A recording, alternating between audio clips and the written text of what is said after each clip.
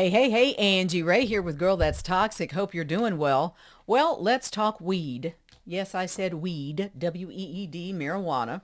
Kamala Harris is coming out very strongly saying that as quickly as possible, we need to change the way that weed and marijuana is officially classified.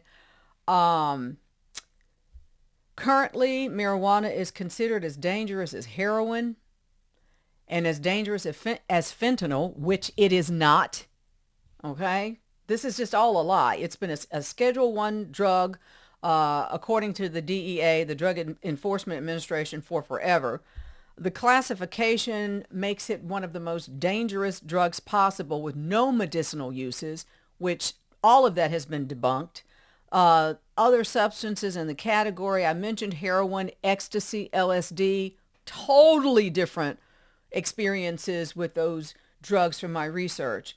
And Fat Joe, the rapper, is joining Kamala Harris in this, I guess, in her conversations around the United States about marijuana and weed and what we should do about it. And you might recall that Joe Biden in 2022 and at the end of 2023, that he actually pardoned some people who were in federal prison for low-level drug offenses. And then he also ordered his Secretary of Health and Human Services to begin the process of rescheduling marijuana.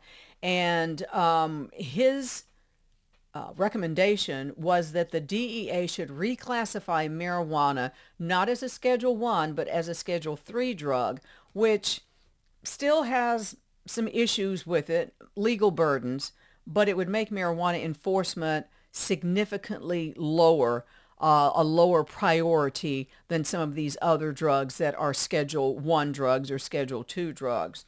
And in his State of the Union, President Biden said that no one should be jailed for using or possessing marijuana. This was said just the other night by the president.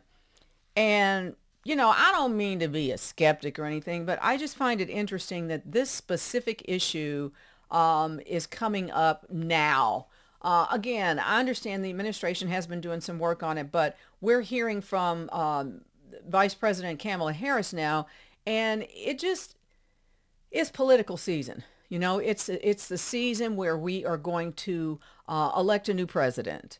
And it's great to talk about these issues all the time, but I do feel like we are talking about this issue because we want to win the presidency again.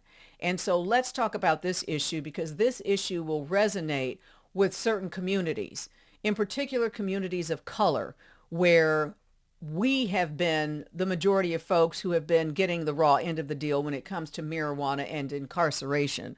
So again, it's not that I don't appreciate what's being done. It's that I also have a lens of seeing that this is politics. We're mentioning it and we're talking about it now because everything is done for purpose. That's the thing with politics. Everything that is said, it was done for purpose. And the purpose for this is, hey, look at us. We are the Democrats. We're in office. We want to win again. We think this is a winnable issue with you. Yes, of course you want to have winnable issues, but it just feels like this is a little, I don't know. It just feels like, I don't want to say disingenuous, not at all, but it felt differently, I think, in 2022 or 2023 when the president did what he did. And it just feels like it's politics. Like, I've got to win this election, and here's a way to connect with people. Maybe there's nothing wrong with that. I'm just pointing out from my perspective that I can smell the political rat in it all of, oh, let's mention this now because we've got an election to win. But it could just be me.